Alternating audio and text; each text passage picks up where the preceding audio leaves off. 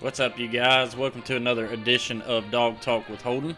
Hope everybody's doing good this Friday afternoon. And if you're getting this, it's a little bit later than it usually is. I apologize about that, but I'm at least going to get the content out to you guys. Hope you guys, again, are doing well. We are one day away from playing the Kentucky Wildcats, but we're also only one day away from Halloween.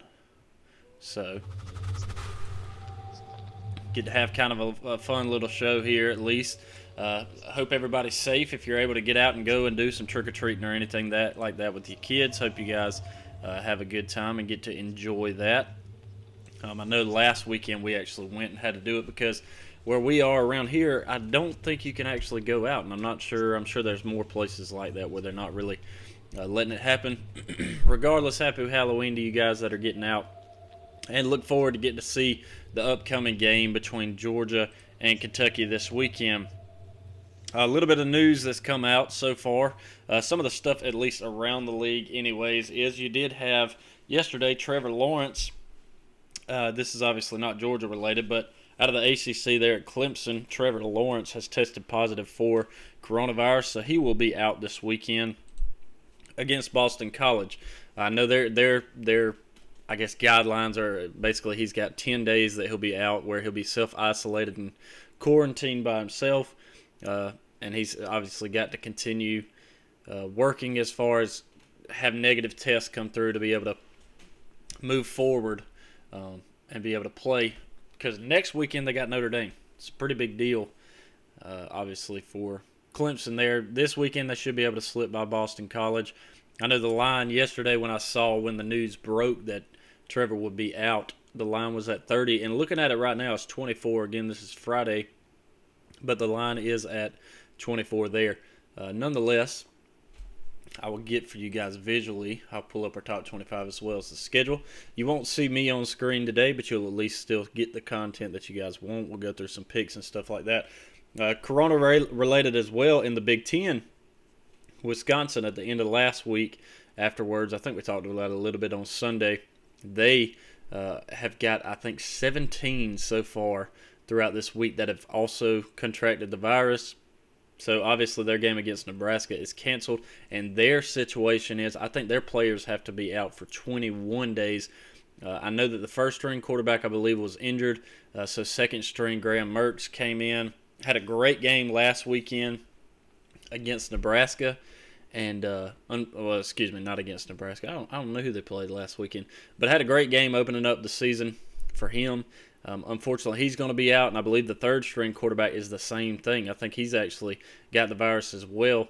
So that puts you on your four-string quarterback. So if they're able to have enough guys come back and be able to play next weekend, you're looking at a four-string quarterback, and I don't know what else they've lost. I know their head coach has also got it. So regardless, for anybody who's coming down with this thing, prayers to them.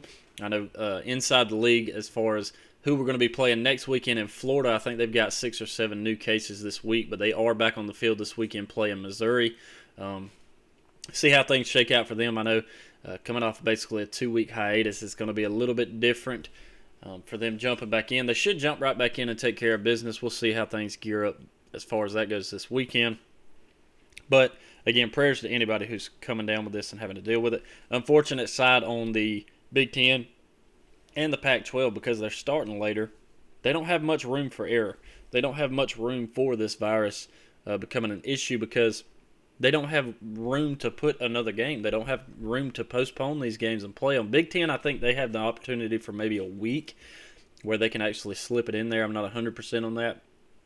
But then on the other side, Pac-12, they don't have any room. If people start coming down with it in the Pac-12, that's just it. You have to cancel the game, and unfortunately, they would just have a even shorter than regular season when that comes down to it. So, again, prayers to anybody that's coming down with it. Hopefully, we can continue to roll through this thing. Hopefully, Georgia can continue to keep it on the outskirts at least. Got some good games coming up this weekend that we'll jump into. First of all, let's go ahead and jump into the Georgia and the Kentucky game. That is coming up this weekend. Looking forward to seeing it. I know the Dogs, they've got to be looking forward to it as well. I do think that we're going to see Stetson Bennett come in and start this one. I've been kind of kind of hyping up, hoping and wishing that we would get JT Daniels in. And I do think that he may actually take a few snaps this week. I hope he does. We'll see how things shake out with him. We'll see if he does or does not end up coming in. But I'd like to see JT get a few snaps. I do think, again, we're going to stick with Stetson in this. On the other side of the ball, looking at Kentucky, Terry Wilson will be out this weekend, and Joey Gatewood, he's going to get the start. The Auburn transfer will get the start there for Kentucky. See if our defense can't hold him down and stop them from scoring and improve to 4-1 on the season. Looking forward to it. It is a noon kickoff, and that is Eastern time, so yes, so it'll be 12 o'clock for us, luckily. But you think about it this way. They're going to be on the field an hour before the game, hour and a half. So it's a morning time routine. It's going to be we'll see how the Dogs turn around and handle that morning time atmosphere as far as having to get up earlier, get ready, get prepped up for a game that, this is the earliest we've had to play so far. It won't be the last time that we'll have to play at lunch, I'm sure. But having these 3:30, 4 o'clock, 6 o'clock kickoffs like we've had, it makes it a little bit tougher for the Dogs to have to get out there a little bit earlier. And you're also on the road in Kentucky. It's going to be a little bit cooler tomorrow afternoon.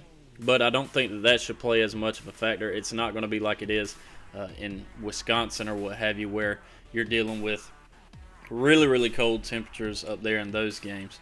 So that'll be one thing to keep an eye on as far as the time of day playing. But I think the Dogs are going to take care of business. Anyways, they do come in as a 17-point favorite. The over-under on this one is 42.5.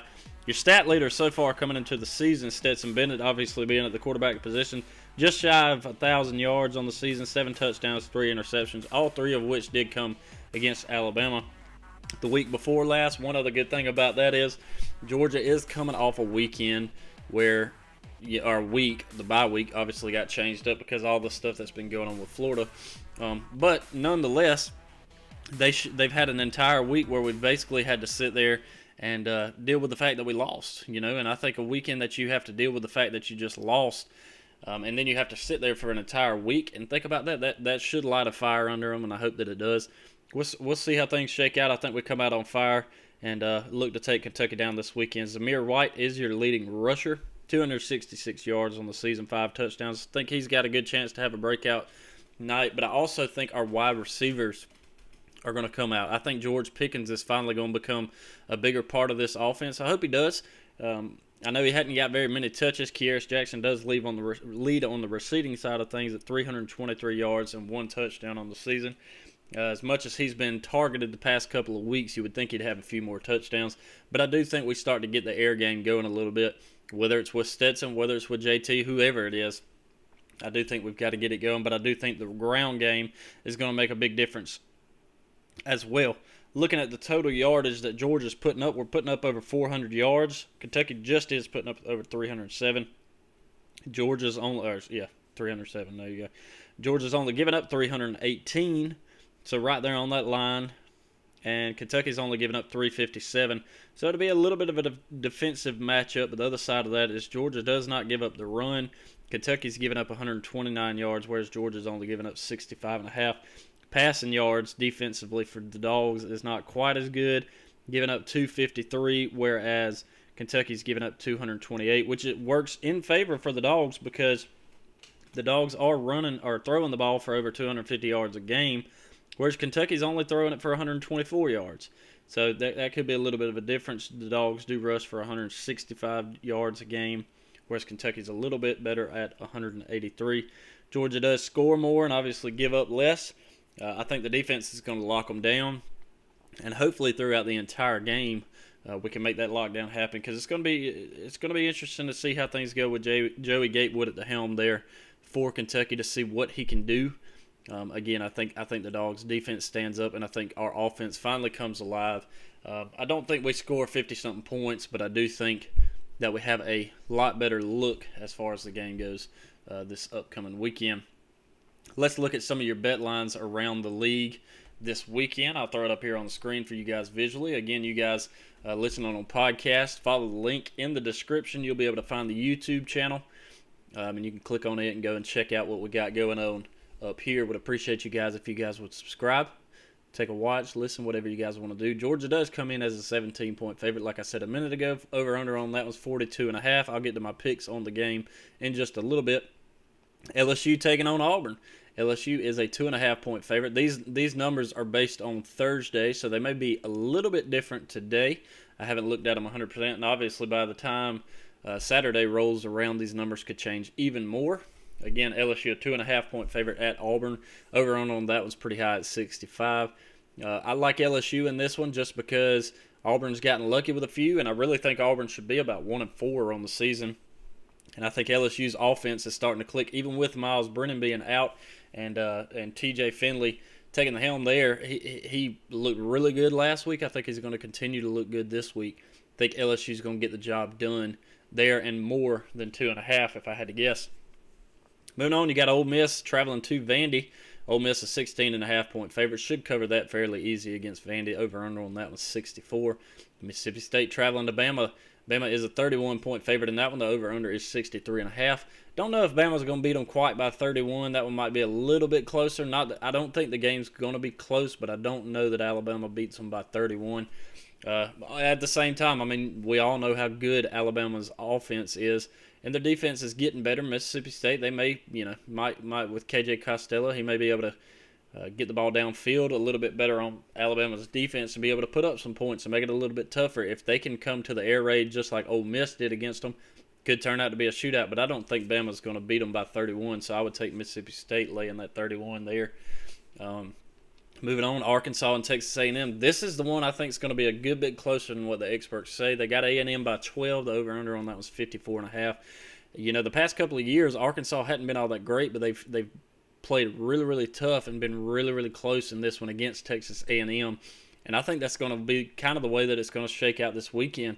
I can see Arkansas losing by maybe a field goal, but I do not see them losing by 12. Give me Arkansas and the points on that one if I was picking it. Again, these aren't my picks of the week, but this is just going through the SEC, some of the games that I'm looking at. Missouri and Florida. Florida's a 12.5-point favorite coming into this one. Florida after a couple of weeks off. Mizzou's defense looks pretty good. The over-under on this was 61.5. If I'm taking it, I'm taking under 61.5. I don't think Florida's offense is going to come out quite as potent as it has the first couple of weeks. And again, their defense isn't all that great, but you're talking about it having to be like a 31-30 score for this one to end up covering that over-under. I don't think it's quite going to happen like that, so I'd take the under 61.5 on this. I do think Florida still gets the win. That 12.5 may very well be what it is. Again, Missouri's defense is looking better. Florida's defense is not. But Florida has a good offense, and Mizzou's offense is somewhat struggling. But we'll see. Connor Bazelak down there, he may be able to get the job done. But I would still take Florida in this one, but give me that under 61.5. Now, to my actual picks of the weekend, and I'll get it pulled up on the screen for you guys here real quick. Here we go. So far on the year, I am 9-5, even though I haven't pulled this visual up for us the past couple of weeks as far as going through them. I'm going to finally get it up here on the screen for you guys. So my Georgia pick of the weekend looks just like this. I've got Georgia winning at 38-17, so give me those 17 points there for Georgia. I think they beat them by 21, 3 touchdowns on that. And I'm also going to take that over on 42.5. I think that number's just a bit too low in this one. I do think Georgia holds them to 17, but I do think Kentucky, I think they bust a couple of plays out there. But I think Georgia's offense is finally kind of clicking a little bit to be able to put some stuff on the board. Again, I don't see us scoring 50-something points. If we do, that'd be great. But nonetheless, I do think Kentucky gets a couple of plays on us. But we at least hold them to 17. We hold them under 20, which is still under what we're averaging giving up in the game. And most of that's because of the Alabama game a couple of weeks ago. But I do think we bounce back and look a lot better this week. My game outside of the league that I'm going to pick on this one is a big one. You got Penn State taking on Ohio State. Penn State at the house. The line on this one is Ohio State by 12.5. I don't see it happening. I don't think Ohio State's defense is quite as good as people are thinking that it's going to be, especially on the run game.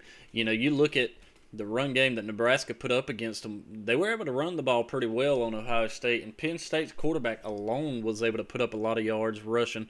So I think this one comes down to the wire. I do think Ohio State squeaks it out by a field goal, which is fine because it is a top 25 matchup.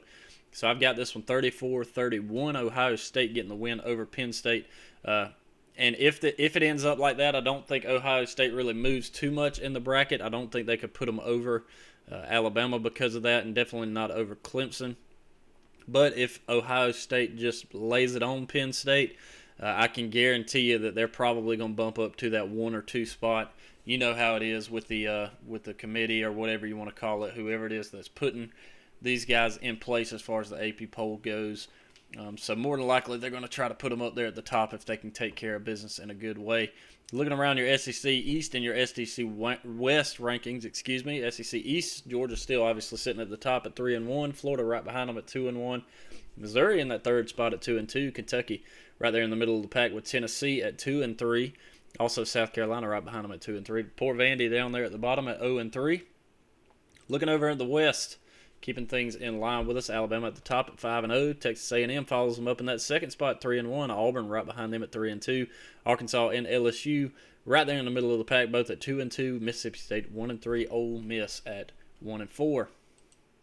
Get us pulled back up on the main screen here. Those are your games as far as around the league when it goes to the SEC. And your rankings for them. Looking at some of your top 25 games that we've got going here.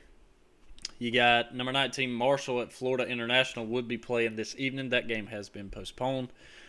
Jumping into the slate for Saturday, Halloween. Here we go. Coming back in with some of the Halloween stuff that they got going on. This may be a little louder than I want it. I'll turn it down for you guys so it's not too bad here. Sorry about that. Anyways, got Boston College taking on Clemson. That's going to be a noon kickoff there on ABC. Georgia and Kentucky, obviously we talked about. Memphis and Cincinnati will be kicking off at 12 o'clock on ESPN. Watch out for that one. Memphis is not a bad team. Cincinnati's only a 6.5-point favorite. They did prove why they're in the top 10 last week after smashing SMU. I thought that game would be a little closer. Matter of fact, I thought SMU would win it. Nonetheless, moving on, still at 12 o'clock slate here. Michigan State taking on number 13, Michigan on Fox. Staying at the 12 o'clock. For the next few games here, you got number 16, Kansas State taking on West Virginia on ESPN2. Number 20, Coastal Carolina taking on Georgia State, ESPNU. 23, Iowa State and Kansas. That one will be on Fox Sports 1 at 3:30. Notre Dame and Georgia Tech face off on ABC. Indiana Rutgers on the Big Ten Network also at 3:30 there. That one should be a pretty good one. Rutgers didn't look too bad last week. Moving up to 4 o'clock on Fox, you got Texas taking on Oklahoma State. Let's see if Oklahoma State can keep it undefeated in the Big 12 and take Texas down here. Jumping over to your 6 o'clock slate, CBS Sports Network. You got number 25, Boise State taking on Air Force. And then in the primetime 7 o'clock slate, ESPN is where Mississippi State and number 2, Alabama will be facing off at 7:30. That main primetime ABC game. Looking forward to this one. Number 3, Ohio State. Number 18, Penn State. Also at 7:30 on SEC Network, you got Arkansas taking on number 8, Texas A&M. That game will be at College Station. It will not be in Jerry World this year, but I do think they said next year it will go back to Jerry World. Unfortunate for you Arkansas fans who were hoping to get that game in Fayetteville next year since it's going to be at Kyle Field this year. Also in the SEC at 7:30, Missouri taking on number 10, Florida. That one's going to be on the SEC Network alternate channel. Staying at 7:30 on ESPN2, Navy taking on number 22, SMU. And at 8 o'clock on the ACC Network, you get 15, North Carolina taking on Virginia. 8 o'clock as well on Fox. Number 24, Oklahoma taking on Texas Tech. And look at here, we got a late game coming in with some of the independents on ESPN. Western Kentucky taking on number 11, BYU. Look for BYU to continue rolling this undefeated streak. And like we said earlier, number 9, Wisconsin and Nebraska has been canceled. So that is your top 25 roundup matchup games there. Wanted to see, I had some numbers popped up here the other day of some of the undefeated streaks that are going right now and some of the streaks to watch. One of which was, see if I can get it popped up here. Well, evidently it's not there. I know Georgia and Kentucky. Georgia is on a 10-game winning streak on that one, I do believe. So that's one to keep an eye on. We talked a little bit about some of the LSU infractions that happened last week. I'm not 100% where all my streaks went, but I had some really good streaks that had came up across the screen. I'll see if I can pull them up in just a second. The All-State Playoff Predictor. Alabama has an 87% chance to go to the playoffs. Ohio State and Clemson both come in at 75%. Wisconsin above Georgia at 47%. we'll see how that shakes out with all the coronavirus stuff, unfortunately for them. Georgia does come in at 24%, Notre Dame 22%, Oregon in the Pac-12 at 21%. Also in the Pac-12, USC at 16%, and then BYU undefeated in the independents at 13%. So a few things to look forward to there. And I cannot find the sheet that I was looking for earlier that actually had those stats of some of the undefeateds real quick, or not undefeateds, but the streaks that were coming to a test this weekend. I'll look again. It may have been on one of the Twitter pages that I shared for the other show that we do, because there's actually some really good games that are coming up this weekend. We'll see if Georgia can continue the streak. Arkansas, here's another fun stat for you. Arkansas is 5-0-1 against A&M in years that the Dodgers won the World Series. Funny little stat there for you. Obviously, the Dodgers did win the World Series earlier. Hate it for our Braves. That just tells me I'd rather the Dodgers win it, just because it tells me that if we could have beat the Dodgers, I feel like we could have won the World Series. Again, unfortunately for the Braves. But that's kind of the way that lines up there. I don't see all the numbers that I was looking for earlier, which is unfortunate, but there's a few streaks on the line. Alabama's got a win streak going. A couple of the other ones that I cannot find, but there's nothing wrong with that. Anyways, that's your Halloween games that we got coming up this weekend. Again, looking forward to some of these games that will be played. A few good ones to look at. Georgia and Kentucky obviously being the big one for us. Check my notes here real quick. Top 25 games. That's pretty much it. Again, I like to keep it short, sweet, and simple when it comes to prepping up for the game. Biggest thing to look for will be the quarterback situation. Again, I do think that Stetson Bennett gets the start, and I would like to see JT get in there. Hopefully we can actually get off to a lead, maybe get JT in there. Even if we don't, I'd still like to see him get some experience in there. And even though it's an away game, I think you're going to get a pretty good reaction out of having JT in the game around the country and around Dawg Nation, at least. Getting to see him get in and kind of see what he can do. That's the biggest side of it is let's see. I think at this point there's no point in holding back. You've already lost the game against Alabama. I mean, unless you're trying to hide something for Florida, I'm not 100%. The other side of it is, again, get the ball to your playmakers. George Pickens, let's get the ball in his hands some, because if you get it in his hands, he can make stuff happen. Kearis Jackson, obviously, he's been wide open and alive in this, so keep things rolling with him as well. And then the ground game, give the ball to Zeus. Give it to James Cook. James Cook looks even faster this year, which is really good. Kendall Milton looks really good. Let's give that man the rock and let him roll up the middle. Offensive line is looking good. Defense is continuing to look good. Got some more work to do, obviously, in the secondary. But we'll get it together. We'll get it together. The Dogs are going to get a win here this weekend against Kentucky. Looking forward to that. And then we can start to prep up for them lousy, stinking Gators that we got coming up next weekend. And let's see. That's it. That's all I got for you guys. That's it. That's all there is to it. Easy enough. Headed up to Lexington. A little cooler game. Cooler weather feels nice. Finally got to get in the deer stand for the first time this season, where it was finally cooled off enough to, at least. So good stuff there. Get to watch the Dogs play tomorrow. And outside of that, I'll check in with you guys Sunday after the win against Kentucky. Go Dogs.